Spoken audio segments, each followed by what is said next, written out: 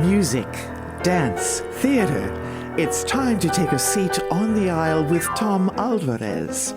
Hear from performers, producers, presenters, and creators who enrich our lives in the performing arts.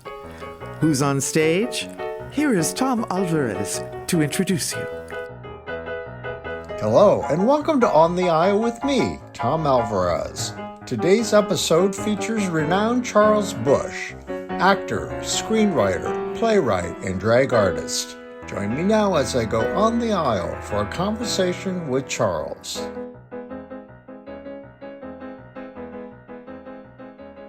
I should say at the start, I've admired your wit, your warmth, and the sheer originality of your work for a really long time. So I'm just delighted to meet you and to have the chance to talk to you. Thank you so much for being here.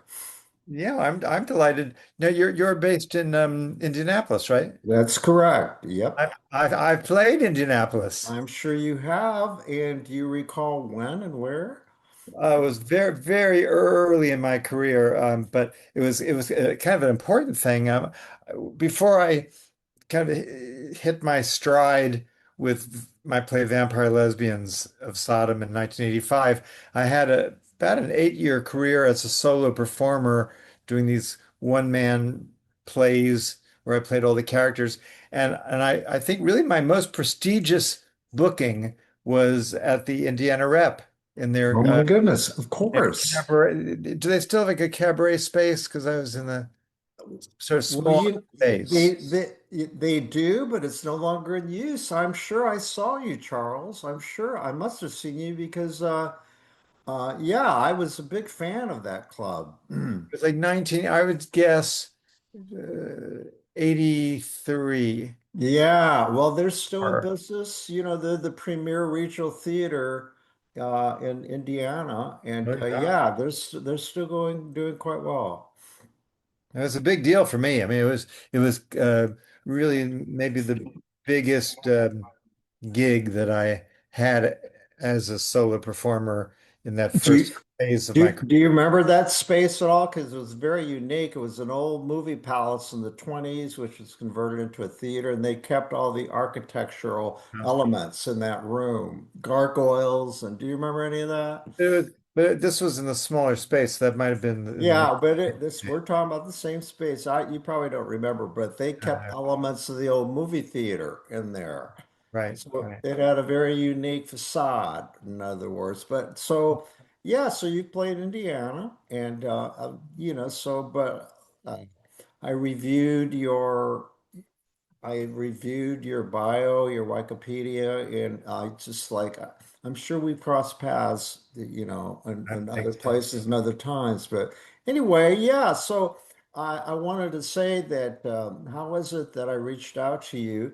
Actually, we're Facebook friends. You were kind enough to add me. I don't know at what point because we have a lot of mutual people in the entertainment business, so that's probably why. But anyway. I like saw this post that you had recently where you were photographed with Paul Rudnick and you were I mean and there was Bette Midler, you called her Bathhouse Betty, and I thought, oh my God, I've got to I and I don't know, you guys must have had lunch or something because you made a comment about, if walls, I don't know what was you said, but I thought, God, I would have loved to have been a fly on that wall. It was So that's why I reached out to you because I wanted to hear the dish.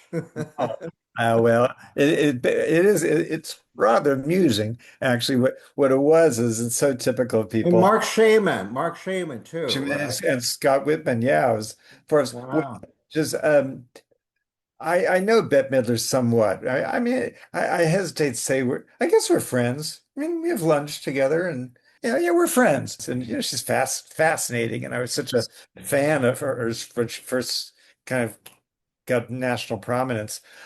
Yeah, well, she called me recently to ask if I would that she was doing a reading of a play that someone close to her had written, and she just wasn't she claimed she just wasn't sure whether this is something that they should go forward with, and would I come and give my honest opinion. So I was rather flattered.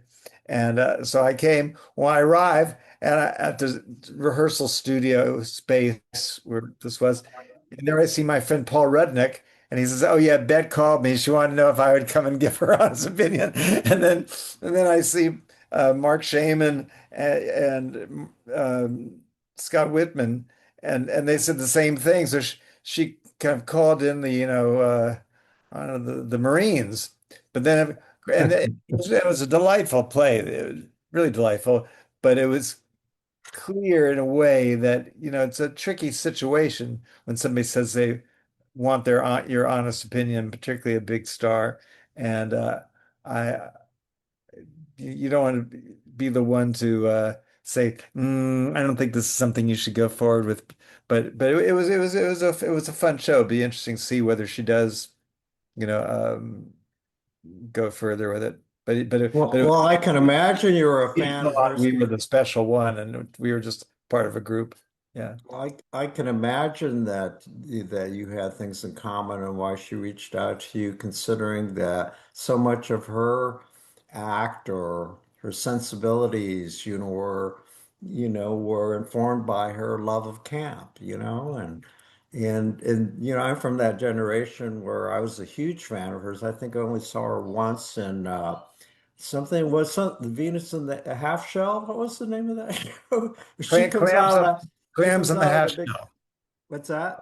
Clams on the half shell That's review. right. With the Harlettes, Uh-huh. and it was a big, huge arena, and oh my God, it's just like she was Yeah. fabulous. Oh, And wonderful. and of course, she started a career with um at the Continental Baths and that whole thing. It's mythical. Yeah, yeah, Were absolutely. you around back then in those A days? Did you ever go there? little young for that. Uh, Yeah. well, I was in New York because I grew up here. I saw her on the Tonight Show, and she would be on with Johnny Carson, and she was so Yep. dazzling. And I remember, and I was in freshman in college, I think, when her first album came out, and that was very exciting. And I think I believe her first big national tour of large theater spaces, concert halls. I went to Yeah. that. She came to Chicago and played the Auditorium Theater, and Yeah. I was at Northwestern, and my friend Ed and I got our tickets, and oh, she was just spectacular. No, I think she might be even the first live performer that I was old enough to just really get into and become excited about. Yeah. Yeah. Well, I also was reminded that you're a graduate of Northwestern, and I've known people over the years because Indiana is 3 hours away, where I live 3 hours away from Chicago, and Right. that was our big city. But a lot of people I know, gravitated to Chicago, and I knew many people in the theater who came from Northwestern, who went to school there. So I know its reputation. They don't take just anybody, and so. I was very interested in the fact that that's where you got your training, but also you went to high school at the Performing Arts School in Manhattan. Well, ish. In those days, in 1968, when I was going to be a freshman in high school, there were New York had two separate schools for the arts. There was the High School of Performing Arts, where the movie Fame Oh yeah, taken from. But then there was the sister school, a whole separate building in a different part of town called the High School of Music and Art. And I draw, so I was an art major, and so I went to music and art where there was no theater program at all. Even though okay. my main interest was always theater. I was stage struck from the very beginning, but I wasn't really very good because I just didn't quite. It was all very rather complicated being a gay child. Yeah. It's complicated, Oh uh, yeah. and so and I was raised by my aunt in New York City because my mother died when I was 7, and my father was a lot of fun, but And that would be Aunt Lil. Aunt Lil, I yeah. know about her because I saw that on Facebook too. Just let's couple this morning, maybe you had you wrote this charming story about Lil coming to observe you on the boardwalk where you did sketching. That was just Had so a great much. I spot. love that. I love that little story. Yeah, well, a big part of me is even though it was never really an interest of mine being a visual artist, I just was born with a gift for drawing people. It's just one of these things, and it was never really a great interest. But yeah, so for about 8 years, while I was struggling to try to earn a living in the theater or figure out how who I was in the theater to pursue. Um, a good source of income for me was being a quick sketch pastel portrait artist, and I did it. Really, summers were my big season for that, and I would do street fairs in Chicago. One whole summer, I just every weekend there would be a different street fair, and I would set up my easel, and then I worked for an agency called Rent a Witch, where they book tarot card readers and palmists, and they would send me out to parties and weddings. Rent a witch. I love that. Yeah, and I did psychic portraits because it was really for tarot card readers and palmists. But I talked the head witch into sending me out, and she said, "Well, you could do a psychic portrait." So ostensibly, I was drawing you as you were in your previous life. So I would do that. But and then I worked 4 summers at the New York Renaissance Fair, doing portraits. But yeah, so the story I wrote was about how one summer I worked on the boardwalk in Wildwood, New Jersey, and my aunt, I was so fortunate. She was an extraordinary person, and she just had such devotion to me t and tough with me as well. I mean, it was, I was not easy. I was not easy, and her a big part of my education with her was her determination that I uh, be exactly who I want to be, and it was best for me, but also she worried that I would live in a certain fantasy world, that I would yeah, not just be really honest with myself. She felt that was a very essential in my development. Wow, And sounds really perceptive. very well, she was a woman of enormous insight. And Hmm. yes, and what was where I was very fortunate was that she I think this is unlike a lot of parents, I think, who come into it with a fantasy of who they think that child is going to be. And then there's often a problem when the fantasy is different from the reality of who that child really is. And Hmm. with my aunt, where I was lucky was that she really had a sense of what is the raw material that I have to work with here, and Hmm. how do I take this raw material and make something and make it make this plant blossom, the best way it can, not try to turn my cactus into a rose or Yeah. or Two my questions. So, okay, so how long did you is she still alive? no, she'd be 120 years old. And How long did you have her? When did she pass? she lived a nice long life. She lived to 89. She So was she much got to see some of your success. Yes. She Great. was my mother's older sister, and she was quite a bit older. She was, about 12 years older than my mother. Um, yeah, so she was older than other people's parents, but she was a woman of great energy, and stayed quite youthful for a very long time until her health kind of So fell. what'd she think of your success? Well, that was one thing that was a little odd for her. Yeah, hereafter I've given her all these, this praise for uh, accepting me as I was. At the same time, she was a woman of her era. She was born 1909. She uh the drag was something she didn't completely understand, and yet uh, she did volunteer work in a charity thrift shop for a long time, and she would find props for our early shows. If Hmm. we did, a Byzantine dagger, she'd find some sort of letter opener, and she just all and even costumes in certain sense. So she was complicated what she accepted and what she had trouble with, but ultimately it was my life. It was my Yeah. life. And she was, as supportive as she could, and I think she was very proud of me. It is frustrating though is that um, my big commercial success on Broadway was a play called The Tale of the Allergist's Wife, which was a very mainstream kind of thing with starring Linda Lavin and Michelle Lee, and she died just before that. And that would have been something that she really could have gotten into. And I was nominated for the Tony Award for Best Play, and oh, how thrilling it would have been to take her to that.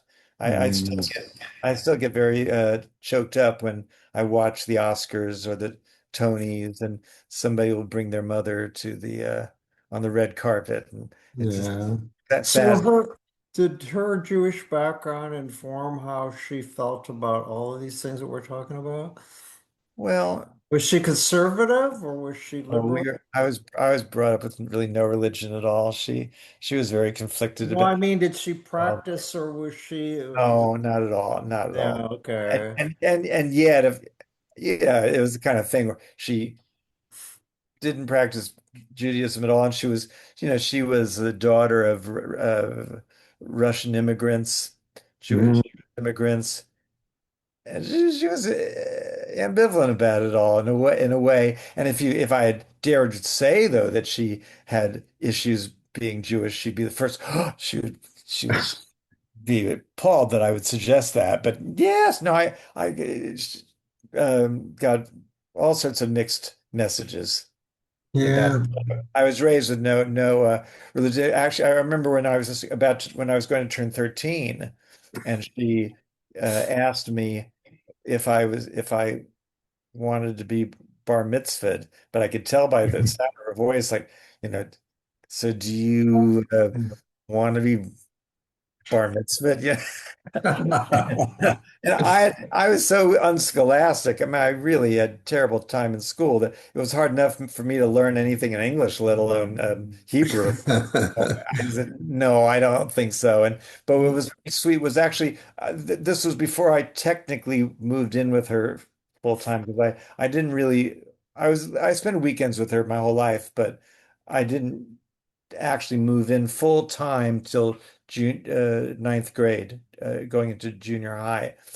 So when I was 13, I was still living in in the suburbs before I moved in with her. And but what she did the day I turned 13, she made a little ceremony for us, and she presented me with the key to her apartment, and Oh. very symbolic of her trust in my maturity. And I thought that was a And lovely. where was that apartment located? In the city?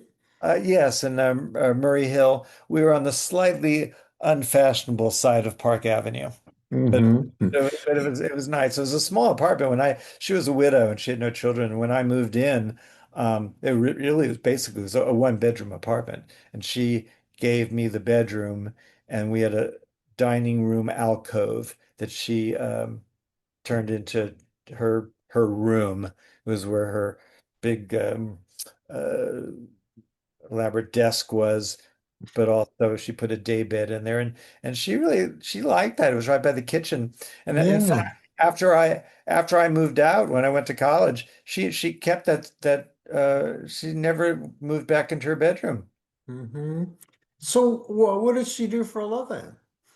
Oh, she married well. She had been Okay. it's well she didn't marry till she was 40. She was first she was a nurse, and and then at a certain point she became a school teacher.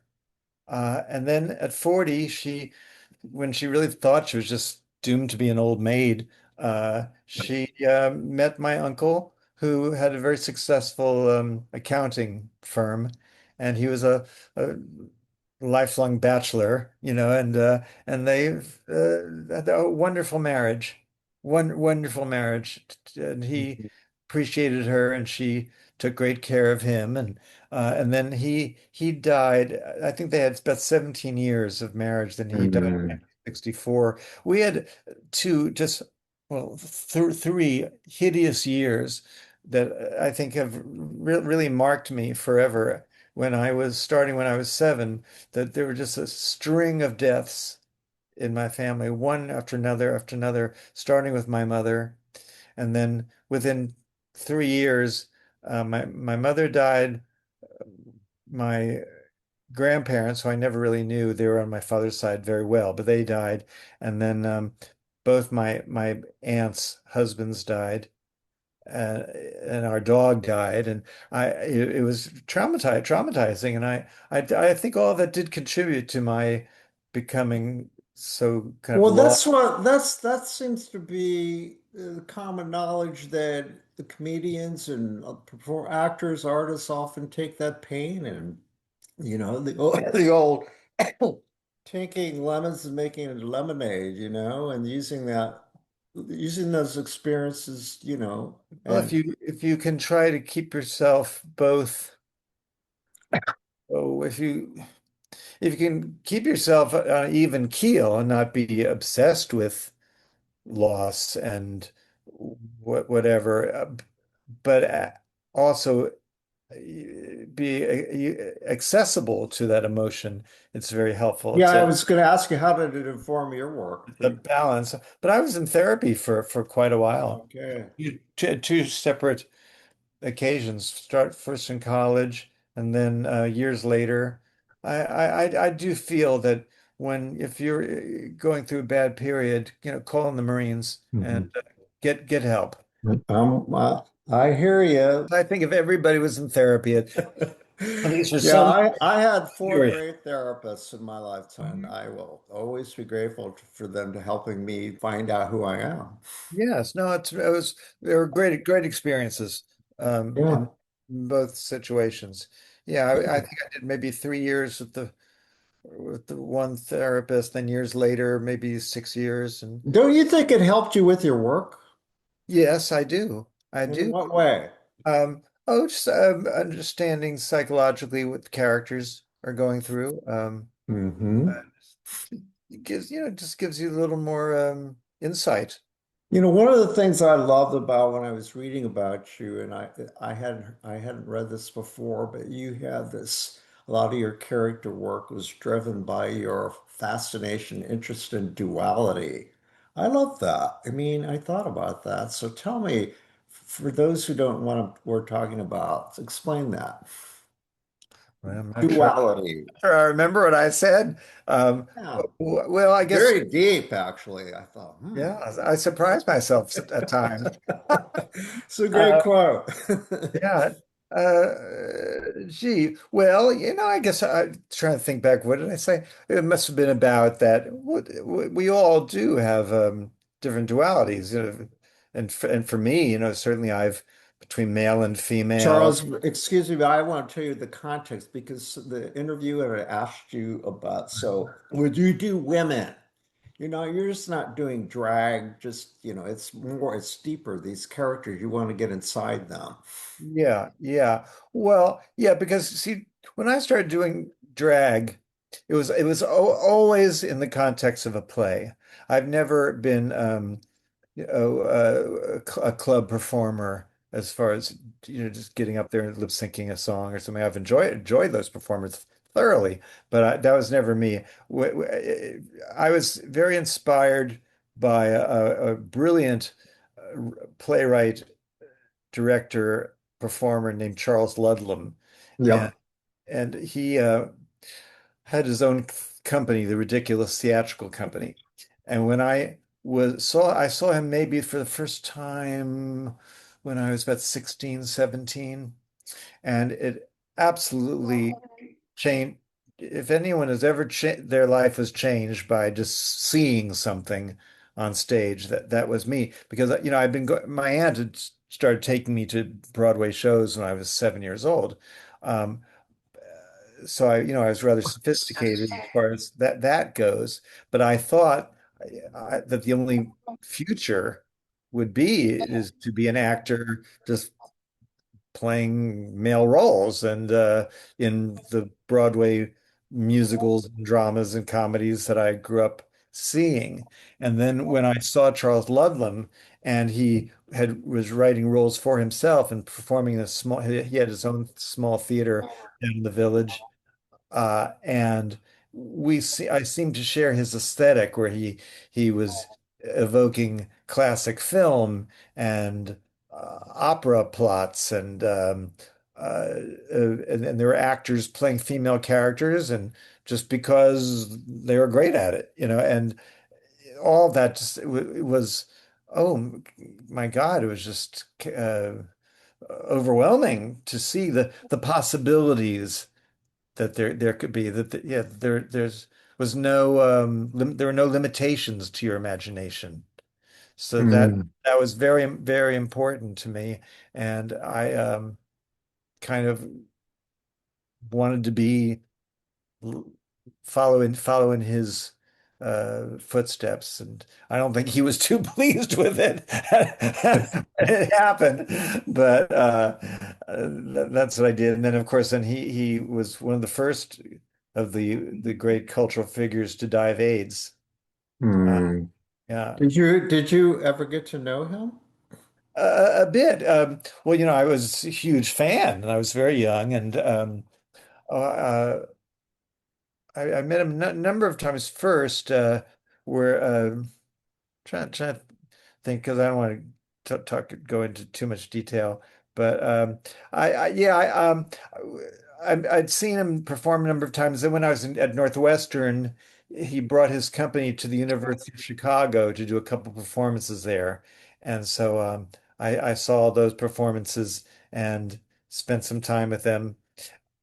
Uh, uh, and then a number of years later, when I was back in New York and starting my career as a solo performer, just starting, and I was performing my these theater pieces, but in cabaret rooms, even though they weren't really suitable for it, but it was best I could do. And I saw some sort of notice and maybe the Village Voice or something that he was receiving an award, and I took my sister Margaret, who I was so very close to, and we went to see him get this award, and I and it was in a cabaret space, and I went up to him afterwards and introduced myself and was telling him oh, well, I'm screwing the whole story up. I had invited him to see my act at the duplex, this cabaret, and he actually came, but then he didn't stick around to say anything afterwards. And I thought, oh, maybe he didn't like it. But then when you're in your 20s, you'll do anything. So Yeah. I saw that he was getting this award, dragged my sister to there, went up to him afterwards at his table and said, "Oh, Charles, I'm Charles Busch, and I know you saw my act." And he said, "Oh, yes, I did. We really enjoyed it, but I never liked." He was kind of shy, actually, in a certain sense, as many people in theater are. And and so he said, what are your plans?" And I said, "Well, like none." Uh, and he said, "Well, my theater," he was in permanent repertory at this theater in the village. And he said, "We have all sorts of dark time. Why don't you do midnight shows at my theater on Friday and Saturday nights?" I just couldn't believe that he was offering me this. So I said, "Oh my gosh, yes." And I said, "Well, when do I start?" He goes, "When would you like to start?" I said, What, next month? June 10th or something." And he said, "Yeah, fine." So, oh, I was so excited and getting it all together. And then about a week before, I stopped by his theater after one of his performances and remember me. And I said, so you very generously offered to let me do my show at your theater. So I guess we start next week. And uh, should we arrange like a tech rehearsal? And he looked totally blank. He had completely forgotten. And maybe here, you should call Kathy Smith, our business manager. And Hmm. called her up. And oh, I went to see her, and she was this totally harassed, overworked, underpaid lady. And she said, I'm sorry, he should never have said that to you. Uh, Oh, we've run out of all of our grant money at this point. We just can't. And I'd already got my, name in all these different gay publications, and I'd arranged to be on the Joe Franklin TV show and all this. And I oh, was panicking, wow. and I begged her. I said, "Please," I said, "it won't cost you anything." I said, "I'll staff it. I'll get my friends to run the lights, the sound, the tickets, everything." And she was very sweet. She said, "Okay." And so I did my act there and nobody showed up. I mean, I was totally unknown. It Yeah, but you got bragging was rights. at Right? midnight. Yeah, and I was there, and actually the publication, The Advocate, it's called the Gay Sure. Advocate at the time, was Yeah. a national magazine. Oh, They yeah. they started their coverage of me, and they were very wonderful to me for over I the think that's where I may have discovered you, Charles, because of course, I'm 78, as I said, and so that was the publication of yeah. the time, and that's where I got all my, that's it helped me come out. Yeah. So they were very helpful to me. That was first time I was at a national magazine. Yeah. Hmm.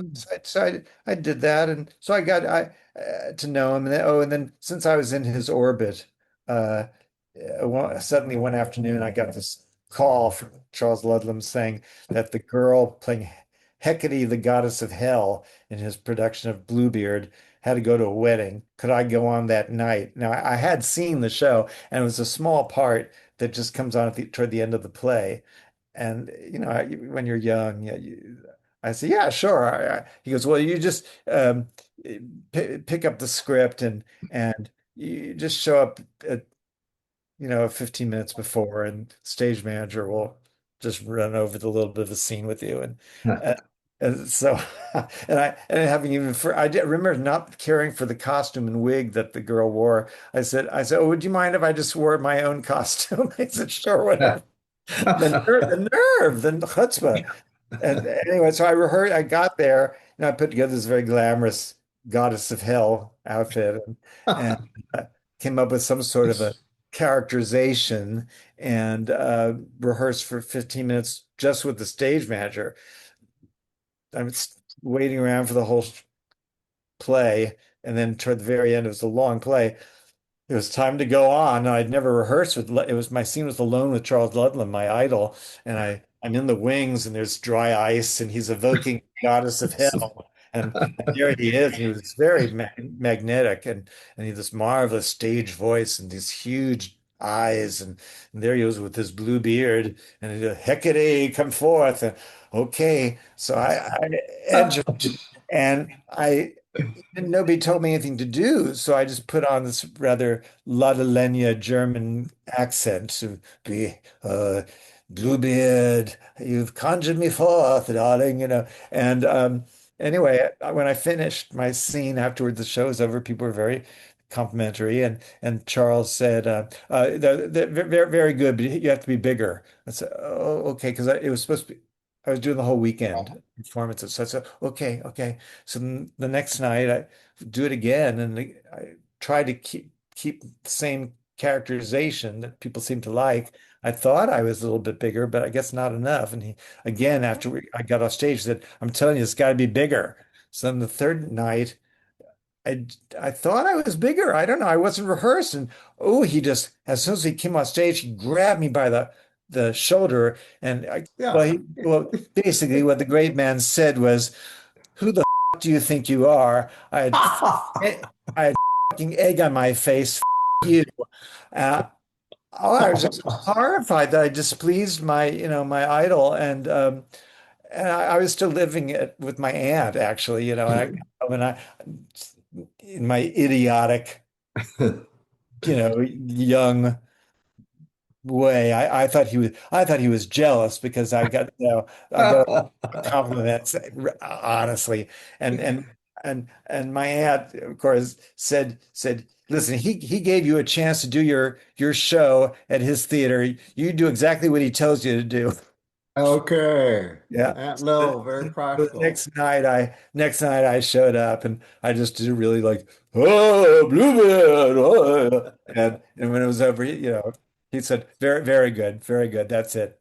But Oh gosh. what I learned years later, when I reflected on it, that what was the point was he just didn't, I wish he had expressed it a bit better, was just that a performer can come up with an interpretation that's very interesting and striking, but it doesn't fit the play or the moment. Mm, And in this case, he was in this play, this is the climax of this very intense, outrageous, high energy play.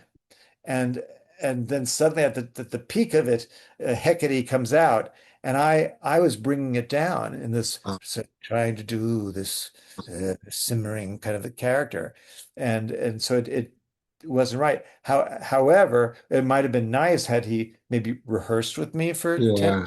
to, to explain that concept to this young performer. So that's but he was right, but I wish that he could have. You didn't fit his vision, his overall But, vision. but he was right. I mean, it wasn't, it Yeah. was suitable for the climax of the play. So, Yeah.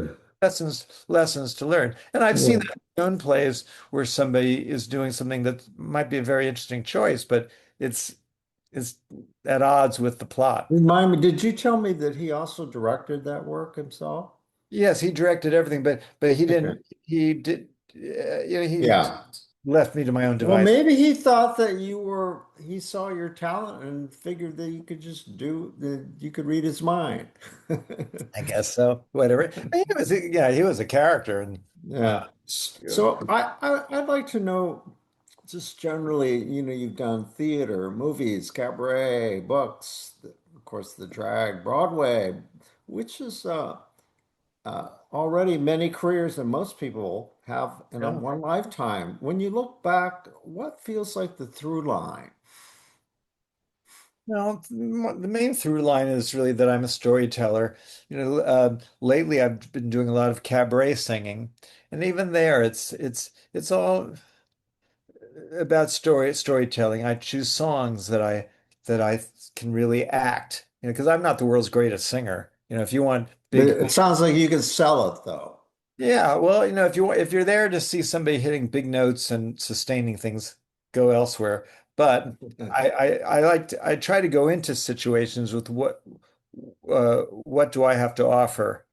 And I thought, well, in this cabaret situation, I think I'm a good actor and a storyteller, so I can take these songs and really act them and find the drama of them. And I tend to choose.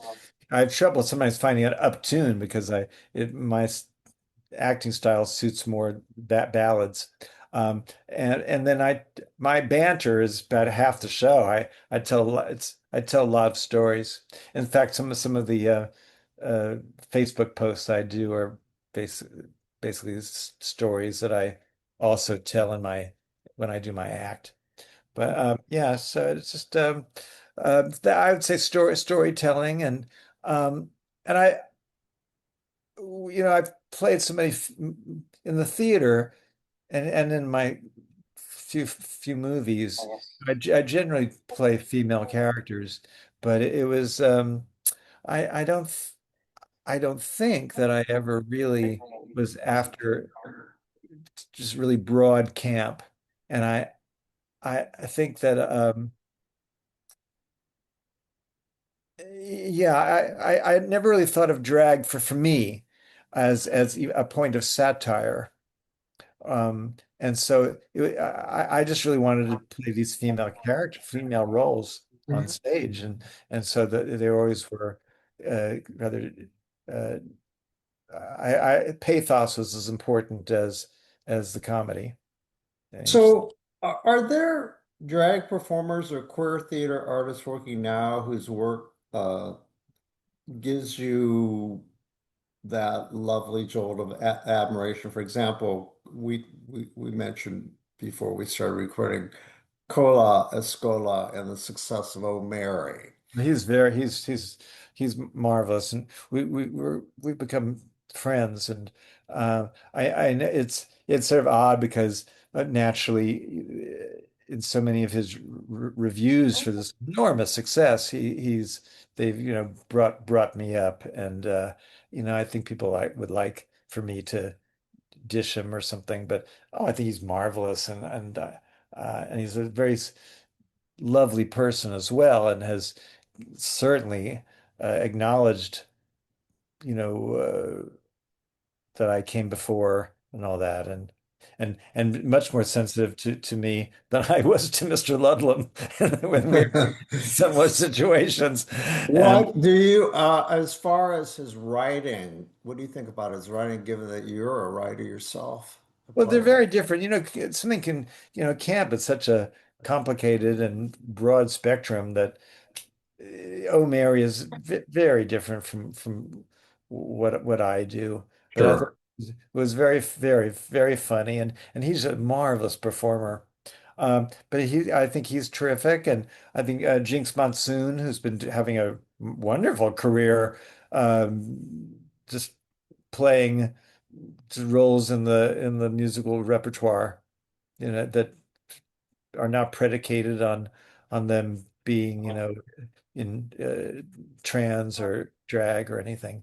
And I think Jinx is great. A whole slew of people. What do you make of the fact that I mean, even here in the Midwest, you go to drag clubs and now it's become so mainstream and Yeah. entertainers are very annoyed about the female wedding parties that come in and disrupt everything. Yeah.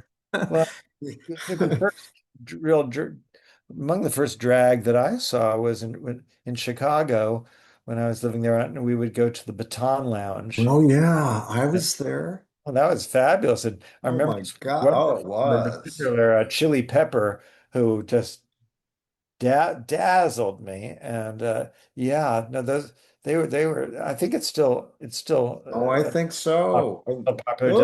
Those are Wild West years, weren't they? Those years before the AIDS crisis, Yeah, yeah, Chicago.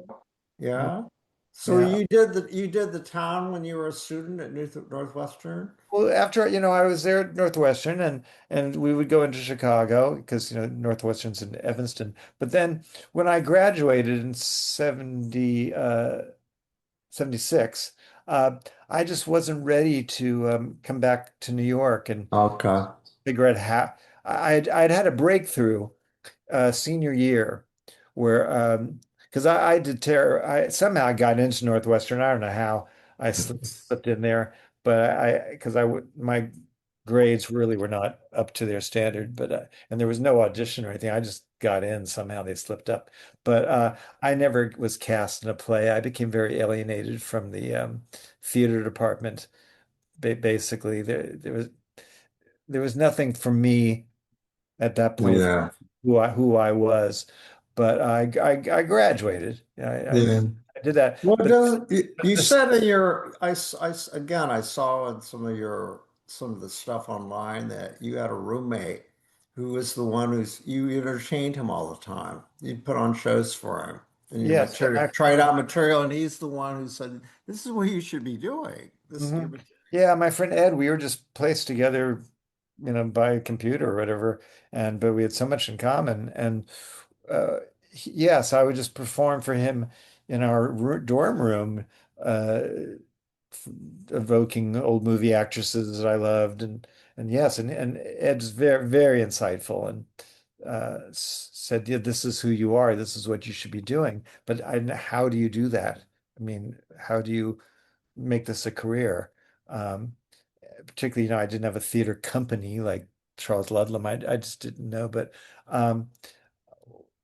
senior year, uh, I wrote a play in the Ludlam mode, um, about a traveling freak show, and and I wrote the leads of a pair of Siamese twin sisters who are battling for independence and dominance. And I wrote these parts for Ed and I to do, and we thought we would just do it in the student lounge, in the dorm lounge, on a Sunday afternoon, whatever. But then I had a friend who ran the Midnight Madness cult movie series in the big student union auditorium, and they lost the rights to some John Waters film or whatever it might have been, Warhol film. And he said, "Why don't you do your play in the student union auditorium, and we'll give you the money that we would have paid for the fee for the rights to the movie." And so suddenly we were really doing it, and it was a real watershed experience for me, just to play this, do my own play, and playing the female character, and the audience was just so responsive, and in a certain sense, it was. I know that I have refined my style visually and theatrically over the past 50 years, but the essential essence of who I am as a performer was fully born that night. And I was so yeah, I just knew, okay, this is who I am. This is who I am. And how do I go about doing this? So I stayed in Chicago for 2 more years, just and it was also a way of being a little more independent from my aunt, basically. Yeah. Uh, and loved her dearly, but she a big thing for her really there was for me to be independent. She was not some sort of lady who wanted to hold on to me. Um, During that time in Chicago, had the which is now, as you know, it's now they try out for New York and Chicago now. But back then, was the scene just starting or was already in development? What was going on at the time? Places like the Steppenwolf and they all were those just other theaters. yeah, I would say. Second Well, City has been there a long time anyway, but yeah, a lot of that was already yeah big, and the touring shows and all that. yeah. I think Steppenwolf was just starting. It was called. I think it. I may be getting it wrong. It's the St. Nicholas Theater. I think it was Yeah. called, Hmm. right? And Yeah, they were I just believe so. starting, and David Mamet. He was just really becoming a star there, and Gregory Mosier, and yeah. So there was a lot of exciting things going on, but I was always on the kind of outskirts of it, wherever I was. So, but there was a cool kind of gay straight punk venue called La Mer Vipère, and I was able to talk them into letting me put on a play there for a couple of nights.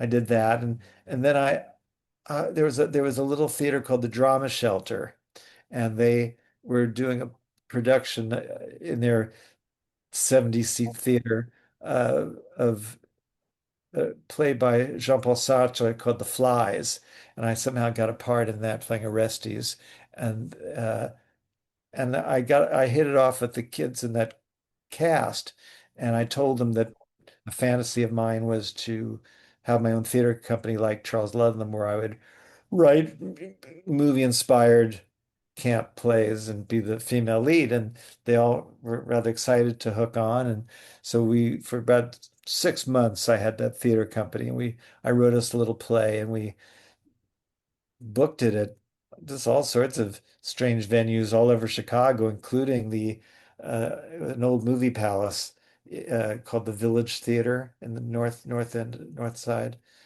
We did late shows up to the last movie would be over, and so yeah, so that was kind of an earlier incarnation of what I later years later did with my own company in New York. It really strikes me that listening to the or knowing about your history and in the entertainment world, it's you were really you still are an entrepreneur, would you say, early on? Yes, yes, but I'm big with the ideas. But I've been fortunate my entire life and continues to this day uh, that I've always been able to find someone who uh, is has great energy and focus and can really work out the realities of what's You've required. always depended on the kindness of strangers. Uh-huh. Well, I guess today they'd be called project managers. Uh, Yeah. my aunt was the first one. Anything I did, any art project I did in high school, being an art major at music and art, she ended up getting involved. Have you had good managers throughout your career? Yeah, Managers? yes. Ultimately, I didn't have any kind of management at all until Vampire Lesbians opened, and then suddenly I was being wooed by uh, the William Morris Agency and ICM, or the day before I couldn't have gotten a job as an office temp. But the important thing for me was a number of years later, I joined forces with a wonderful man, Jeff Melnick, who became my manager, and he just loved me so. And it's sort of rare, I think, to have management that thinks more highly of your talents than you have of yourself. And he just loved me. Well, for one thing, he loved the theater, and his career really was his clients were in television and film, and so he loved that I somehow was of the theater, and then therefore he could get involved, and many of the important things in my career he really engineered, and that's rather rare, actually. So yeah. So every long career has highs, lows, reinventions, and at least a few moments of what on earth is happening now. Yeah. How have you handled the ups and downs while staying yourself? Um, well, because certainly I've had numerous failures. Um, I don't know. I don't always handle it so well. I've had, I think in my late 50s, I don't know whether it really was physical or not, but it seemed like moving towards 60, just those couple of years, I just was very unhappy and it seemed like I don't know. I was dissatisfied with everything that I did, and it coincided with something that should have been marvelous. Lincoln Center Library of the Performing Arts made an offer to purchase all of my letters and manuscripts, and that's a big deal. And that was It's a a library, big deal. and I had spent my youth at that library, combing through the papers of Sarah Bernhardt and the Luntz and Catherine Cornell, and so to be have my papers housed there, but to do that I had to go through everything that I had ever written. Uh, and when I happened to be doing that during my midlife crisis, I I just thought everything was awful. And plays of mine that had gotten good reviews, I thought, really? They like that? Really? And Hmm. most the plays that didn't do well, I thought, oh yeah, that's crap, terrible. Oh, I was just the worst than any critic had ever been. So that was not good. But gradually, I don't know. I pulled out of that, but there are a couple of years. It happens. Yeah. I would think it ha happen. Through all of this, though, who's been your support system? Is there someone special in your life now who helps keep you grounded? Well, I've had a number of people, but my friend Kathy she's rather taken over from Aunt Lil in some ways. She Kathy's done my wigs for my whole drag career and done the wigs for all of our productions, Ah. not just mine. And we've known each other now over 40 years. And she knew me before my career took off. She knew me as we got together first. She was a stage manager, and we met when I was trying to do my solo show in New York at one point, unsuccessfully. And she was really kind of my lavender wife in some ways. I mean, we're just, yeah, we're just like a platonic couple, and I just adore her, and she's always there for me, and I've we have our often our logical family. I think it's our Mr. Sure. Arms and Maupin calls it that. Yeah, I have my kids. I tend to adopt my kids when they're about 35, and, and I've got about So may I ask, yeah. anybody special who's stolen your heart? Well, I've had a couple long-term relationships. I was with this one fellow for about four years, and then I was with Eric Myers for about 23, and we're still very good friends.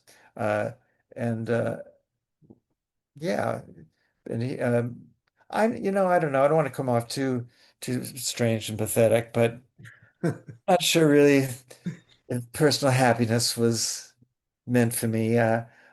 My my big love really has been my creative imagination, not my career as much as just my creative imagination. I just love it, and to this day, I spend way too much time sitting in front of this computer, just writing. I love it. I just love it. I've been working on several different projects right now, and it's just my favorite thing is just to Yeah, in take a light of page off. that, is there something you still want to try that would scare you a little in a good way? Not this way. I agree to do this way. Well, no, I don't want to be scared. I don't want to be scared. I no, I just like, I, doesn't that sound awful? But No. no, not at this point. Mm. Although I don't know, I still am writing roles for myself that are a bit of a challenge dramatically. Yeah, What if somebody from Netflix called you and say, "Hey, I want you to play this female character in this series." Would you be up for that? Yes, I would. I've done a couple things over the years, that were just handed to me. Well, now it's many years 'cause this was in the late 90s. There was a wonderful HBO series called Oz. That, Yeah, of course. Yeah, yeah, big and fan of that too. Uh-huh. they wrote me in. Tom Fontana, um, just was an admirer of mine who created it, and he called me in and said, "We'd love to have you on the show, and who would you like to play?" And I described the type of character I thought that would be suited for me, Oh and my, the gays were crazy about that show, that was a myself wonderful show. included. Wonderful. Oh, no, all, Chris Maloney alone, and brought. great theater people were on. Oh my gosh, Uta Oh, Hagen, sure. all sorts of people, and yeah, so I was on that for a while, and Orange is the New Black took a page from Oz in terms of oh, its very much so. storytelling, don't you think? Very much so. And even strangely enough, I did 9 episodes years ago of One Life to Live, the soap opera. I saw that. I really was Dorothy Michaels and Tootsie, because I just played this female character. I when they called up, my manager Jeff Melnick called up and said, "You won't believe this one," but one of the producers of One Life to Live said they'd like to have you on playing this female character, and I said, "Yeah, well, which episode do they pull my wig off?" And he said, "No, they just want you to play this lady who runs a modeling agency." So I thought that was really cool, Yeah. so I did that Well, 9 episodes, and that was fun. But I don't really pursue it much, and but if somebody called up and I don't know if the Gilded Age said they had some marvelous part for me, I'd say what time and where. uh, But I don't well, pursue. it's we're gonna have to wrap up here, but I'm gonna be transparent with you, Charles. I, I saw that your leading lady is very much available still, and I ordered it, but it didn't show up in time for me to read it. So it's still forthcoming. And I know much, a lot of about your career, but I can't wait to surely it's filled with anecdotes. So Well, I tell for you, those who've never read it like me, where can they find it? I found it on Amazon, Amazon. you can find Amazon, wherever fine books are sold. It's been out about 2 years. Yeah, I tell you, I think I worked harder on that book than anything in my I entire. can't wait to read it. I worked for about 8 years on it, off and on, and I'm very proud of it. I have to pat myself on the shoulder. I think it's awfully good. It's very true to who I am, and it's all my stories, and it's very much a lot. It's about Aunt Lil. I really wanted to try to make a full portrait of her, not just something that's, oh, Auntie Mame or something, but just her and her I complexities. would have killed to have seen you do anime, by the Yeah, way. that's one of the rare things, rare times when I've been in a play, not of my own writing. Yeah, it started off where this fellow Richard Sabellico, wonderful director, he put together a big all-star benefit fundraiser for the Actors Fund of America, and we did Auntie Mame, and I played Mame, and we got Peggy Cass, the original Gooch, to play Oh her my old God. part, You and know, that the was seeing cool. that show was, like you've had these experiences that, these illuminations. And mine was one of the first plays I saw was a theater trip to Chicago and seeing Celeste Holm in the production of Mame playing Oh, she that toured it. role. Yes, yes. Well, I remember singing with Angela Lansbury in New York and it was a little weird for my aunt and I to see it when I think it opened in '66, maybe was it Yeah. 65? And so I was, let's say, 10 years old, and it was kind of weird because it was this rather fantasy version of what I was living through, living with aunt, and we identified very very strongly. But yeah, no, I always wanted to play that part, and so I did these several of the fundraiser performances of it, and then we actually did a full production that we did a brief summer stock tour. So I got it out of my system. I can say I played Auntie Mame. I did it. Okay, well, so this has been so much fun. I really, really appreciate you taking the time, Delightful. and I am convinced that your career is going to continue the trajectory. I mean, I don't know. How do you feel when I'm people call you a 71 legend? years old, honey. Yeah, How do you feel when people call you a legend or legendary? They use that I word too love it. much, huh? There are worse things. Iconic. There are worse things to be called. Yeah. Well, when you were a student at Northwestern, didn't we all, when we were theater kids, like want to someday be iconic and legendary someday? Longevity is really I didn't special. think of, honestly, I did not think of those terms when really, I don't know. Maybe it's been a fault of mine that I I'd never had like ambitions to of, oh, my dream is to win an Oscar. My dream is to have my own sitcom. And maybe if I had that kind of ambition, I don't know, I'd have more to show for it. But I just wanted to, my dream was to earn my living doing what I love.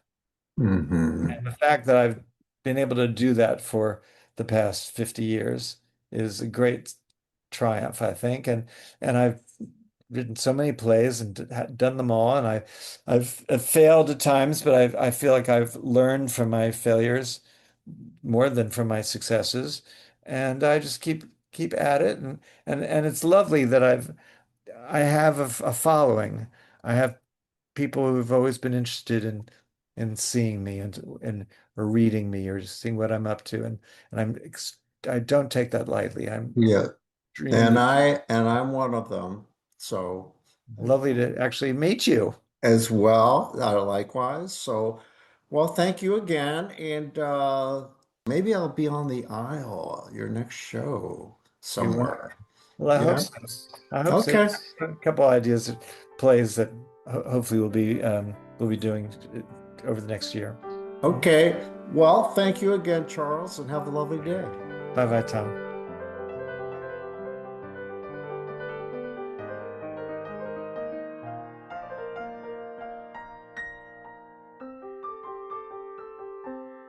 Our thanks go out to our media sponsor, Urban Times. Urban Times is a monthly news magazine which serves as the official newsletter for 15 Indianapolis neighborhoods, offering news about development, arts and entertainment, and from the business community. Thank you for joining me on the aisle. Please subscribe to my podcast, and if you want to hear previous episodes, find them on the All Indiana Podcast Network, or listen to them wherever you get your podcasts. This is Tom Alvarez. Who will take center stage on the podcast next? Your seat on the aisle with Tom Alvarez awaits. Follow Tom on Facebook, Instagram, Twitter, and TikTok, and make sure to visit tomalvarez.studio. Watch Tom every other Thursday on Lifestyle Live on Wish TV, and make sure to listen every week here on the All Indiana Podcast Network. Your day moves fast. Your news should too. That's why there's a new and improved Wish TV app bringing you more local news, breaking alerts, live streaming, weather forecast, radar, and Indiana sports all in one place. Customize your news feed to see the stories that matter most to you and get the information you need when you need it. Download the new and improved Wish TV app today on iOS or Android and take News 8 with you everywhere.